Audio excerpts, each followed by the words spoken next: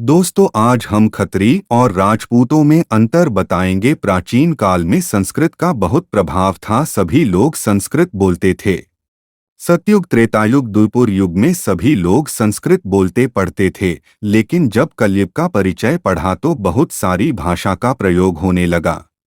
संस्कृत से पाली भाषा, प्राकृत भाषा, गुरुमुखी भाषा, उर्दू, फारसी भाषा और भूत भाषा का जन्म हुआ। देखें, संस्कृत भाषा में लड़ने वाले योद्धा को क्षत्रिय बोला जाता था। क्षत्रियों का काम अपने देश धर्म की रक्षा करना होता था और राजकर्ण होता था अपनी प्रजा की दुश्मनों से रक्षा करना होता था। लेकिन कलयुग में संस्कृत का प्रभाव बहुत कम हो गया। लोग संस्कृत को भूल गए और दूसरी भाषा का ज्ञान लेने लगे और प्रतीक भाषा में क्षत्रिय को खत्री बोला जाने लगा, क्योंकि प्रतीक भाषा में क्ष शब्द का प्रयोग नहीं होता। क्षत्रियों को कलयुग में खत्री बोला जाने लगा।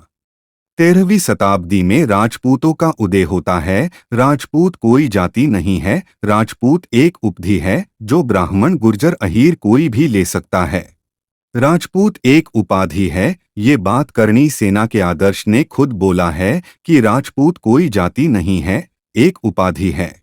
अगर आप संस्कृत पढ़ो तो राजपूतों को क्षत्रिय बोलना गलत है, क्योंकि राजपूतों का संस्कृत रूप राजपूत है। राजपूतों को क्षत्रिय नहीं लिखा गया, राजपूत लिखा है। कुछ इतिहासकारों ने राजपूतों को क्षत्रिय लिखा है, पर वो अंग्रेजों ने लिखा है, संस्कृत में नहीं, क्योंकि संस्कृत हमारी सभ्यता है, हमारी भारत की जड़ है।